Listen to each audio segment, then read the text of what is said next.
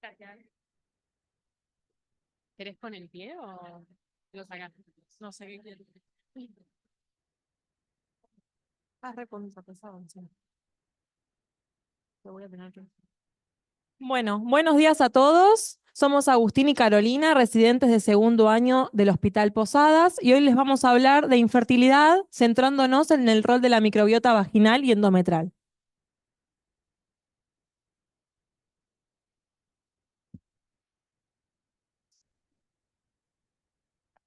Bien, primero vamos a hacer un breve resumen por los contenidos que vamos a abordar hoy. En primer lugar, vamos a dar una introducción a lo que es la infertilidad, después vamos a entrar directamente a hablar de la microbiota vaginal, luego de la endometrial y por último vamos a hablar de la evaluación de las dos microbiotas desde el laboratorio clínico.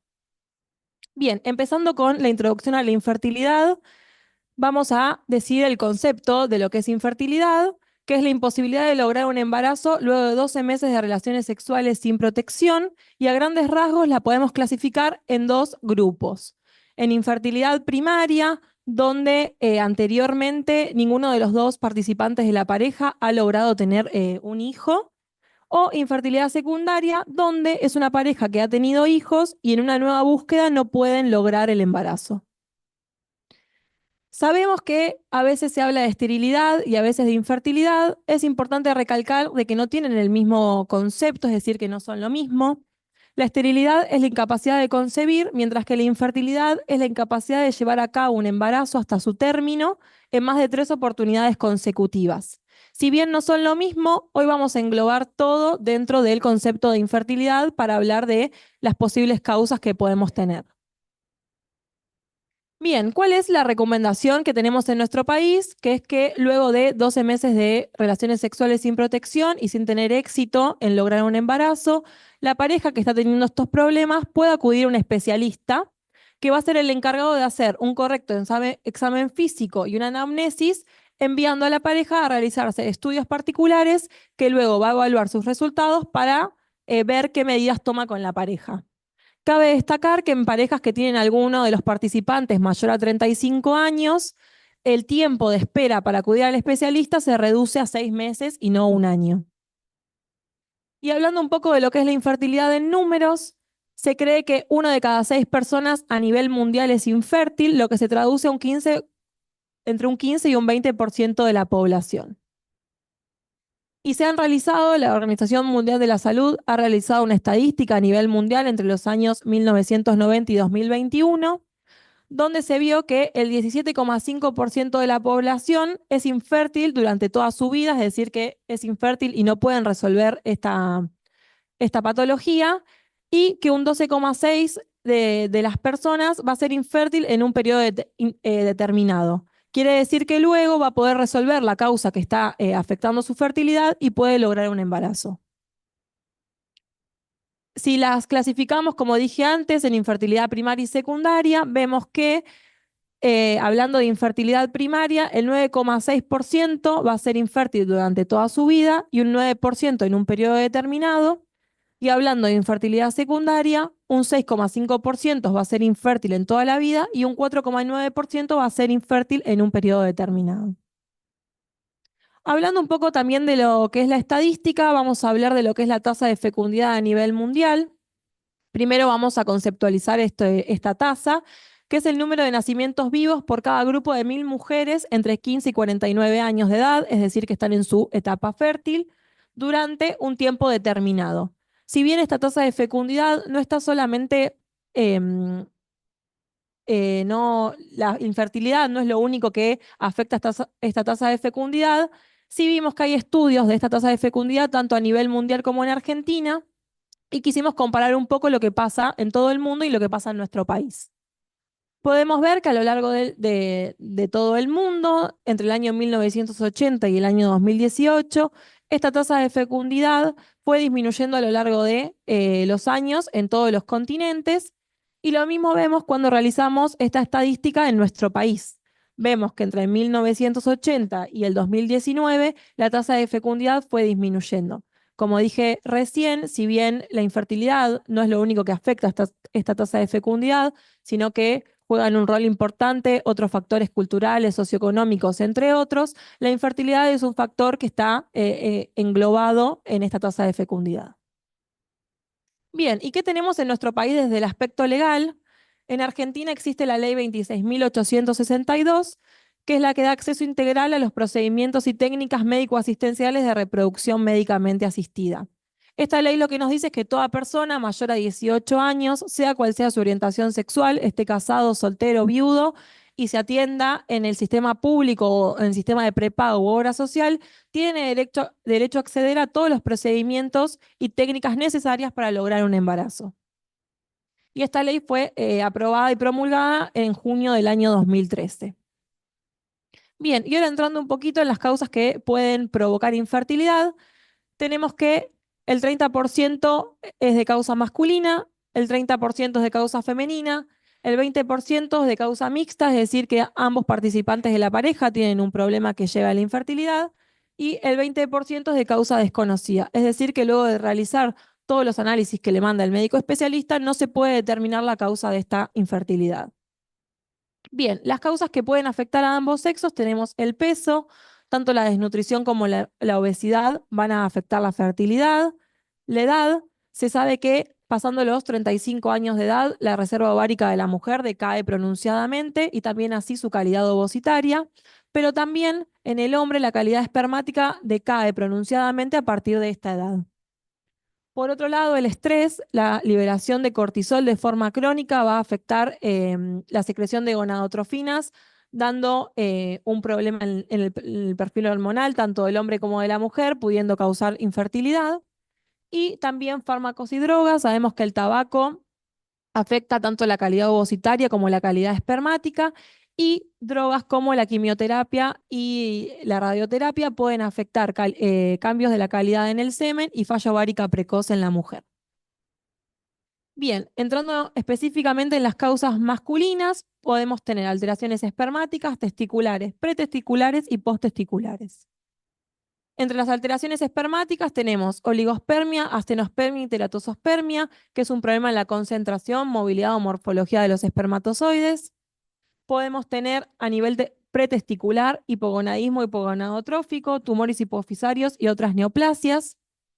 Entre las alteraciones testiculares podemos tener varicocele, criptorquiria, tumores e hipogonadismo hipergonadotrófico.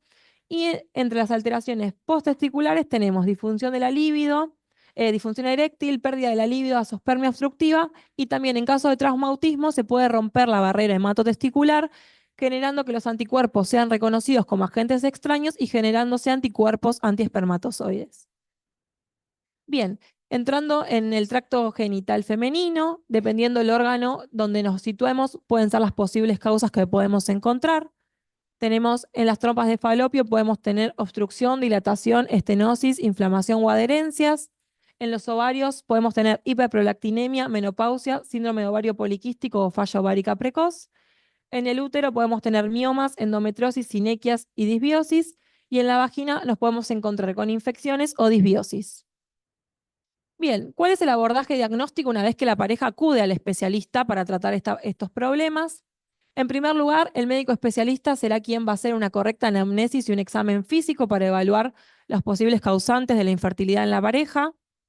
Va a enviar estudios por imágenes. Por ejemplo, en la mujer se envía a realizar una ecografía transvaginal con recuento de folículos centrales para ver la reserva ovárica de la mujer. Se van a realizar estudios genéticos, ya que se sabe que hay patologías genéticas que están asociadas con infertilidad, estudios hematológicos, estudios endocrinológicos con evaluación de la función hormonal, estudios microbiológicos que comprenden un cultivo de flujo vaginal y también de semen. Al hombre se le enviará a realizar el estudio del semen, que se denomina espermograma, y se van a realizar el estudio de otras patologías que están asociadas a infertilidad. Bueno, y para comenzar a hablar entonces un poco sobre la microbiota vaginal, lo primero que vamos a hacer es describir globalmente a qué llamamos microbiota. Y este es el conjunto de microorganismos, ya sea bacterias, hongos, virus y parásitos, que residen en nuestro organismo, que se relacionan entre sí con el huésped y se encuentran en permanente equilibrio y muchas veces cumplen funciones específicas.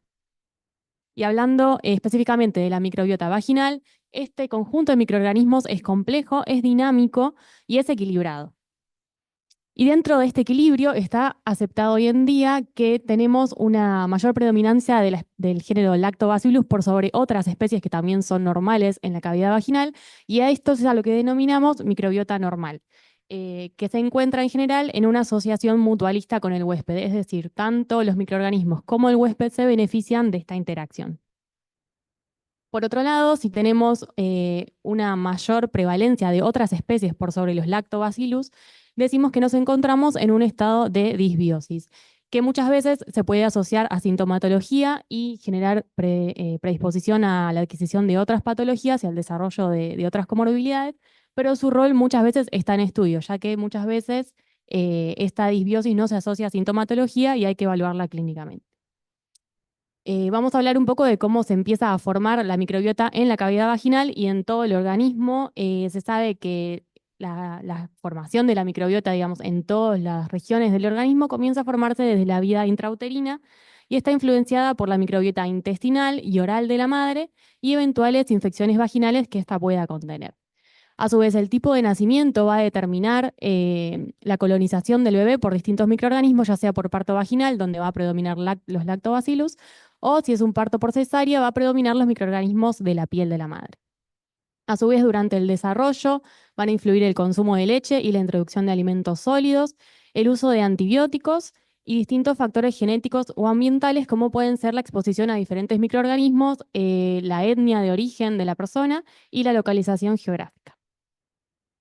Y hablando específicamente de lo que es la microbiota vaginal, se postula que los microorganismos pueden llegar hasta la cavidad por vía ascendente a partir de la piel o del tracto gastrointestinal por cercanía anatómica y en menor medida por vía hematógena o transepidérmica. Y ya desde el 2007, el Instituto Nacional de Salud de los Estados Unidos lleva a cabo lo que denominamos el proyecto Microbioma Humano, que tiene como meta caracterizar y describir los diferentes microorganismos que residen en el ser humano. Y nosotros queremos resaltar de esta tabla que el 9% del total de los microorganismos que se encuentran en el organismo corresponde a la cavidad urogenital, que es la que estamos estudiando hoy. Y si nos remontamos ya al año 1892, Albert Doederlein es el que describe por primera vez la presencia de bacilos gram positivos, largos, gruesos e inmóviles en muestras provenientes de contenido vaginal, a los que se los denominó en ese entonces bacilos de Doederlein, y hoy sabemos que están clasificados dentro del género Lactobacillus. A partir de este descubrimiento surgen muchos grupos de investigación que comienzan a estudiar estos bacilos, y lo primero que se preguntan es si estaban presentes a lo largo de toda la vida de una mujer. Y hoy sabemos que en una etapa prepuberal, donde hay una baja concentración de hormonas, lo que predomina es una flora polimicrobiana que es similar a la que podríamos llegar a encontrar en la piel. Por otro lado, en la vida adulta, con el aumento de la concentración de hormonas, principalmente de estrógeno, vemos que lo normal es que la flora esté dominada por lactobacillus. Y dentro de la etapa adulta tenemos dos instancias. Como decíamos, la microbiota es dinámica y no siempre es estable en su composición. Entonces tenemos que durante la menstruación, por un aumento del pH, del contenido vaginal, la microbiota se vuelve un poco más polimicrobiana. Y en el embarazo, donde hay todavía una mayor concentración de hormonas, vamos a tener un predominio más claro de los lactobacilos. Y por otro lado, en la etapa menopáusica, con el descenso de las hormonas y con el cambio del microambiente vaginal, vamos a encontrar una flora polimicrobiana como normal. ¿Y qué tienen que ver los estrógenos en todo esto? Solamente para recordar, los estrógenos tienen receptores intracelulares que generan una respuesta genómica de proliferación celular, y esto se traduce en una maduración del epitelio plano estratificado vaginal con la estimulación de la producción de glucógeno dentro de las células, y a su vez con la descamación del epitelio por la renovación aumenta la disponibilidad de glucógeno en la cavidad vaginal, que es utilizada por los lactobacillus para la producción de ácido láctico, lo que genera un pH que va de 3,8 a 4,5 y es el que consideramos como un pH vaginal normal. Por otro lado, los lactobacillus también producen peróxido de hidrógeno, estimulan el sistema inmune para la producción de diferentes bacteriocinas, y todo esto contribuye a la eliminación de microorganismos externos y potencialmente patógenos. Por otro lado, actúan como barrera contra los patógenos, ya que tapizan el epitelio por la producción de un biosurfactante y estimulan también la producción de moco. Acá se resumiría entonces un poco la relación beneficiosa que tendría también para el huésped la presencia de estos lactobacillus. Bien, y con todo esto como base, hace unos años ya se decidió estudiar si existía un único perfil de microbiota o si había diferentes comunidades microbianas, y este estudio tomó muestras de diferentes mujeres que representaban diferentes orígenes étnicos, y tomaron una muestra grande de más de 400 mujeres y estudiaron las comunidades microbianas por secuenciación de las bacterias presentes en cada muestra, su asociación con el pH vaginal en la muestra y la correlación con el score de Nugent, que es un score que vamos a detallar más adelante, pero que básicamente a partir de la observación microscópica de un preparado teñido con atención de Gram del contenido vaginal, analiza los morfotipos bacterianos presentes en esa muestra. Entonces, respecto a las comunidades microbianas, vieron que no existía un solo perfil de microbiota, sino que pudieron dividir a todas las pacientes estudiadas en 5 grupos principales. El primer grupo encontraron que estaba predominado por Lactobacillus crispatus, el segundo por Lactobacillus gazeris, el tercero por Iners. Describieron un cuarto grupo que estaba conformado por una flora polimicrobiana, es decir, no había ningún microorganismo predominante, sino que se encontraban más o menos en igual proporción microorganismos como Gardnerella vaginalis, Atopobium vaginae, Prevotella, Escherichia, Peptonifilus, Finegoldia y Megaesfera. Y un quinto grupo predominado por Lactobacillus jenseni. Entonces, en cuanto a la asociación con el pH de estos grupos, encontramos que siempre que predomine alguna especie de lactobacillus, el pH va a ser mucho menor, y sobre todo el Lactobacillus crispatus encontró un pH aún menor que los otros grupos de lactobacillus, y el grupo que tenía una flora polimicrobiana presentaba valores de pH más elevados. Y todo esto permitió definir un diferente nivel de protección en cada uno de estos grupos, ¿no? Por todo lo que hablábamos antes, y vemos que los grupos de Lactobacillus tienen mayor nivel de protección, y dentro de estos grupos, Lactobacillus crispatus es el que hoy en día se dice que presenta un mayor nivel de protección, Lactobacillus gazzeri un poco menos, y en cuanto a Iners y Jenseni está en duda, si bien tienen cierto nivel de protección, es muy bajo. Y bueno, la flora polimicrobiana se asoció a estar en un riesgo a predisposición a otras patologías. Entonces, podemos preguntarnos qué ocurre ante un desbalance de la microbiota vaginal, y esta tabla resume un poco lo que estábamos diciendo, ¿no? En un estado de eubiosis con un pH bajo vamos a tener una producción de ácido láctico, peróxido de hidrógeno y la estimulación del sistema inmune para la producción de péptidos antimicrobianos. En cambio, si tenemos un estado de disbiosis donde hay un desequilibrio, ya sea cuali o cuantitativo, en la composición de la microbiota y vemos el desarrollo, por ejemplo, de bacterias como Gardnerella vaginalis o Prevotella, estas tienen la capacidad de secretar distintas enzimas hidrolíticas como vaginolicinas o cialidasas que generan la ruptura del moco y el daño epitelial, generando una respuesta proinflamatoria y la producción de diferentes citoquinas. Y estos microorganismos a su vez se asocian a la producción de biofilms que los hace resistentes a los tratamientos antibióticos y se hace muy difícil su erradicación. Este estado de disbiosis se asocia en muchos trabajos a la mayor predisposición para la infección o la transmisión de infecciones de transmisión sexual, o sea, a contraerla o a transmitirla, a el HPV y el desarrollo de malignidad, a diferentes infecciones urinarias y mayor probabilidad de contraerlas, y a complicaciones obstétricas, que sería lo que nos compete hoy. Y algo para mencionar también, y por qué todo esto se asociaría con la fertilidad, está reportado que aproximadamente un tercio de las mujeres con infertilidad presentan disbiosis, y este desequilibrio repercute en el recorrido de los espermatozoides hasta el óvulo, perdón, lo que afecta a la maduración y la capacidad de fecundación de los gametos masculinos. Bien, y ahora para empezar a hablar sobre la microbiota endometrial, decir que hasta hace algunos años esta cavidad uterina fue considerada que era un sitio estéril, es decir, que no había colonización alguna por microorganismos. Sin embargo, diversos estudios demostraron que esto no era así y que sí había una colonización. Y luego de varios estudios que vamos a ver a continuación, se llegaron a las conclusiones de que la microbiota de la cavidad uterina dominada por Lactobacillus se asocia con una mayor tasa de implantación, embarazo y tasa de nacimientos vivos, mientras que una microbiota que esté con microorganismos como Gardnerella, Topobium, Prevotella, entre otros, se asocia con infertilidad y a la presencia de abortos espontáneos. Bien, uno de los primeros estudios que se realizó fue en el año 2016, donde se quiso ver que en esta cavidad uterina haya presencia de microorganismos. Y otra hipótesis que se tenía cuando se corroboró que en esta cavidad uterina sí había existencia de microorganismos fue que la cavidad vaginal tenía su microbiota como un fiel reflejo de lo que había en la cavidad uterina. Entonces lo que querían demostrar era si existía tal correlación. Entonces se tomaron 13 pacientes de sexo femenino, a las cuales se les tomaron muestras de aspirado vaginal y de fluido endometrial, y analizaron qué tipo de microorganismos estaban presentes en cada una de estas muestras. De color gris vamos a ver los microorganismos que están presentes en las dos muestras de cada una de las pacientes, y podemos ver que en donde tenemos los lactobacillus, en todas las muestras, tanto de aspirado vaginal como de fluido endometrial, teníamos la presencia de estos microorganismos.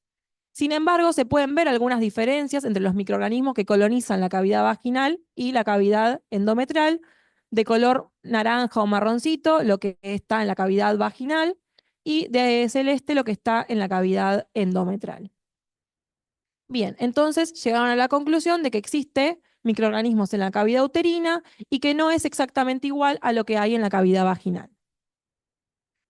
Bien, una vez que obtuvieron los resultados de que existía una microbiota uterina, lo que hicieron fue asociar la presencia de los distintos tipos de microorganismos a la tasa de nacidos vivos, de abortos y de no concepción. Y se pudo ver que en aquellas pacientes donde su microbiota estaba predominada por lactobacillus, había un mayor porcentaje de nacidos vivos respecto de los otros dos grupos. Y en las pacientes que tuvieron abortos o no lograron la concepción, se puede ver que hay una disminución en el porcentaje de lactobacillus y la presencia de Gardnerella, entre otros microorganismos. Entonces llegaron a la conclusión de que la microbiota endometrial no dominada por lactobacillus se asocia a resultados reproductivos negativos en comparación con los casos donde la microbiota sí se encuentra predominada por lactobacillus.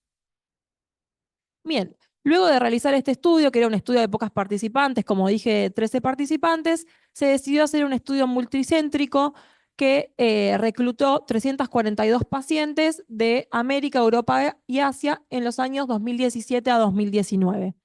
A estas pacientes se les iba a realizar protocolos de reproducción asistida, y durante los protocolos se les tomó una biopsia endometrial y fluido endometrial para ver cómo estaban colonizados su cavidad uterina y asociar la presencia de los microorganismos que estaban en sus muestras con el resultado reproductivo que obtuvieron. Se realizó la secuenciación del ARN ribosomal 16S de las dos muestras tomadas por cada una de las pacientes y, como dije recién, se asoció con el resultado reproductivo obtenido. Llegaron a la conclusión de que había microorganismos en la cavidad uterina, que la microbiota que estaba predominada por lactobacillus iba a ser la que mejores resultados reproductivos tenga, y llegaron a otra conclusión, que es que la composición de la microbiota endometrial evaluada previamente a la transferencia embrionaria en técnicas de fertilidad es un biomarcador que predice el resultado reproductivo y que permite mejorar el diagnóstico y las estrategias terapéuticas. Ahora bien, ya sabemos que en la cavidad uterina hay una microbiota y cuál debería ser esta microbiota, pero ¿por qué la microbiota presente se va a asociar con el resultado reproductivo de la mujer? Sabemos que luego de que se produce la fecundación, es decir, el encuentro del óvulo con el espermatozoide, alrededor del día 5 o 6, el blastocisto debe llegar a la cavidad uterina e implantarse para poder culminar el embarazo en dicha cavidad. Se sabe que este proceso de implantación es muy complejo y tiene muchos mecanismos moleculares implicados, pero se puede dividir en 4 grandes etapas, que son la invasión trofoblástica, la degradación de la matriz extracelular, la angiogénesis y el remodelado de las arterias espiraladas. Y es sumamente importante que el medio sea inmunotolerante para que no reconozca ese cigoto como un agente extraño y lo quiera eliminar, sino que permita que se produzca la implantación. Bien, si tenemos una microbiota endometrial con patógenos que no favorecen este medio inmunotolerante, se puede ver que estos patógenos lo que hacen es generar una respuesta inmune local, donde va a haber un desbalance en la composición de las células inmunes, y esto nos va a traer una alteración en la producción de citoquinas. Y es todo este proceso proinflamatorio y de citoquinas lo que va a no permitir que se produzca la implantación del cigoto. Bueno, ¿y cómo podemos abordar entonces desde el laboratorio el estudio de esto tan complejo? Lo primero que nos preguntamos es cuándo podríamos llegar a estudiar la microbiota, porque como mencionó Agus antes, tenemos toda una batería de estudios que se hacen clásicamente para estudiar a una persona con infertilidad y lo que se nos ocurre proponer es que se pueda estudiar en los casos de infertilidad de causa desconocida y de abortos recurrentes de causa desconocida. ¿Y cómo comenzamos a estudiarla? Podemos estudiar primero el contenido vaginal y luego vamos a mencionar algunas técnicas que son bastante nuevas para estudiar el contenido endometrial.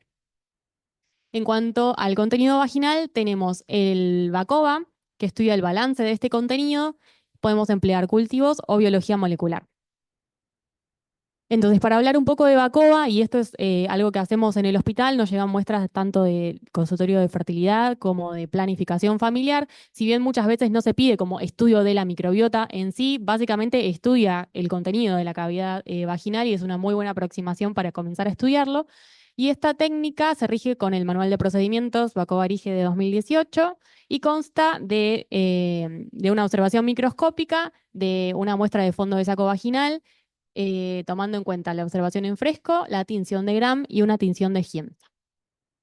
Y para esto usamos el criterio de Nugent, lo mencionamos anteriormente en el trabajo, que establece un valor numérico que va de 0 a 4 según los morfotipos observados en la muestra vaginal. Tenemos que si observamos bacilos rectos gram positivos que son compatibles con lactobacillus, le vamos a asignar un valor numérico mayor a medida que tengamos menor cantidad de lactobacillus. Esto lo tenemos que ver en un campo de 1000. En cambio, para cocobacilos gram variables de tipo anaerobio compatibles con Gardnerella vaginalis o bacilos gram variables curvos compatibles con Mobiluncus, vamos a tener un mayor valor numérico a medida que observemos mayor cantidad de estos microorganismos. Entonces, Bacova lo que hace es juntar el valor numérico que observamos microscópicamente con la presencia o ausencia de reacción inflamatoria.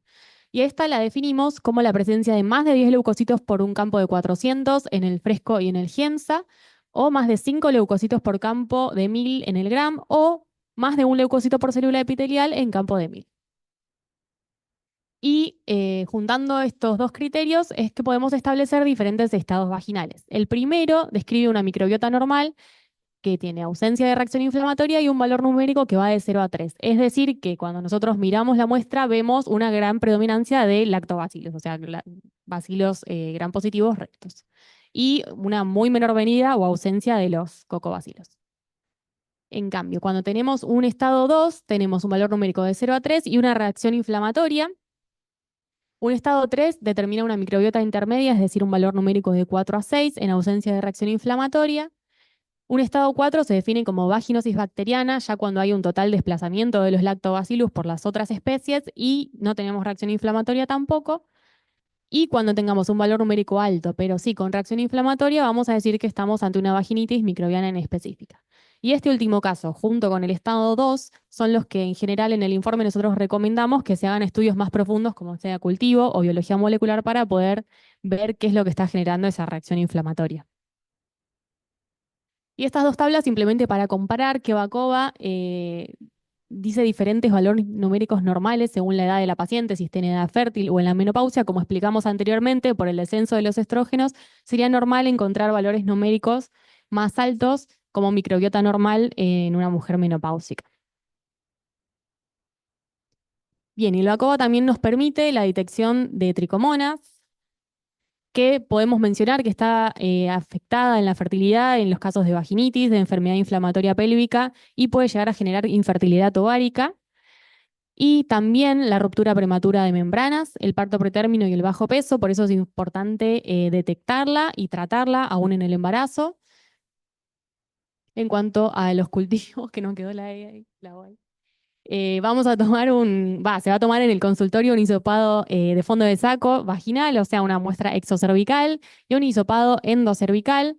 Ambos pueden ser sembrados en medios como son el agar sangre, agar chocolate, un agar cromogénico para cándida y un agar Taller Martin, junto con la observación en fresco y el gram. Y el cultivo nos sirve para evaluar estos desequilibrios donde vemos que hay otras especies que tienen que ser en este caso cultivables, que predominen por sobre los lactobacillus, como son Escherichia coli, Haemophilus influenzae, Streptococcus pneumoniae y Staphylococcus aureus, que pueden estar presentes frente a un desbalance en el sistema inmune de la paciente, a una inmunosupresión o por diferentes hábitos higiénicos o sexuales. Y también nos permiten la detección de patógenos de transmisión sexual, como son la Neisseria gonorrhoeae, Mycoplasma y Ureaplasma. Bien, entonces a partir de un hisopado endocervical es que podemos buscar Neisseria gonorrhoeae en un medio Tiger Martin modificado, como ya mencionamos, y esta se asocia a infertilidad obstructiva e enfermedad inflamatoria pélvica. A su vez, Mycoplasma hominis se asocia a endometritis, salpingitis e enfermedad inflamatoria pélvica y Ureaplasma a amnionitis y cervicitis. Y estos últimos dos nosotros los buscamos por el Mycoplasma IST3 de Biomerie, que es un cultivo de microplaca que nos permite evidenciar el desarrollo de alguno de estos dos microorganismos por el viraje del indicador del medio de cultivo. En cuanto a la biología molecular, tenemos que lo mismo, a partir de un hisopado endocervical con un hisopo de Dacron buscamos Chlamydia trachomatis, que se asocia a la posible presencia de embarazo ectópico, a enfermedad inflamatoria pélvica, salpingitis y obstrucción tubárica, y también puede generar un retraso en el crecimiento intrauterino, parto pretérmino y ruptura prematura de membranas. A su vez, también podemos buscar Mycoplasma genitalium, que se asocia a parto pretérmino. Bien, y este esquema queríamos resumir un poco lo que venimos hablando, las diferentes comunidades microbianas que se determinan por secuenciación correlacionan muy bien con los 5 estados vaginales del Bacova, que los determinamos por los criterios de Nugent. Entonces, con esto queríamos decir que el Bacova es una estrategia simple, bastante sencilla, que nos permite tener una buena primera aproximación a cómo es el estado de la microbiota de esa paciente. Bien, y en cuanto a lo que es el estudio profundo del endometrio, si bien son técnicas que son bastante nuevas y por el momento en el país no se hacen, como el estudio de la microbiota endometrial está en auge en los últimos años, distintos laboratorios están empezando a realizar kits diagnósticos para evaluar esta microbiota. La muestra que utilizan estas estrategias de diagnóstico es una biopsia endometrial, que es tomada en consultorio, no necesita sedación y tampoco quirófano, y se estudió el mejor momento para tomar esta biopsia endometrial y se vio que es en la fase secretoria del ciclo menstrual, ya que en ese momento se vio que la microbiota de cada una de las pacientes se encuentra más estable. Bien, y en este punto, en la cavidad uterina, vamos a poder estudiar el porcentaje de lactobacillus y de otros microorganismos que estén presentes en esta cavidad uterina, y también mediante otro test vamos a poder estudiar específicamente los agentes etiológicos de la endometritis crónica, que genera una inflamación en el endometrio que también podrían dar infertilidad. ¿Qué tenemos? El EMA y el ALICE. Los dos utilizan la misma muestra, que es la biopsia endometrial que recién mencioné. Se realiza una secuenciación por NGS, una secuenciación masiva, y luego se va a elaborar un informe. En el informe se van a describir el porcentaje de lactobacilos encontrados en la muestra y el porcentaje de las 10 bacterias más representadas detectadas en una muestra endometrial. Y también en caso de que la paciente tenga una endometritis crónica, se va a poner si hay presencia de uno de sus agentes etiológicos.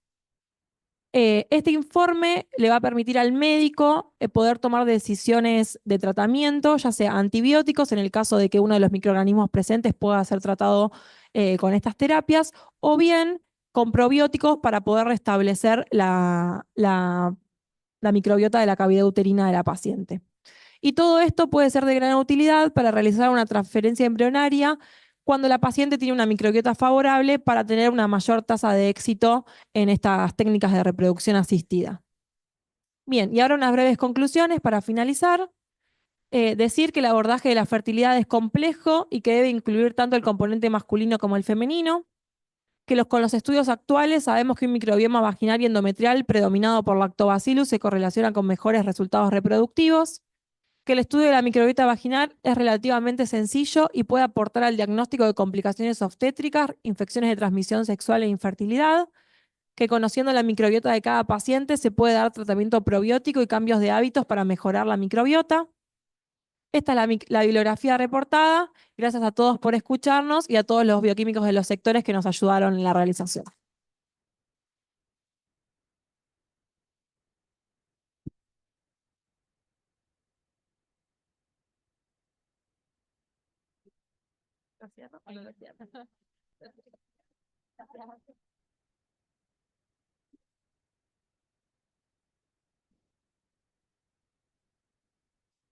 Bueno, damos por finalizado.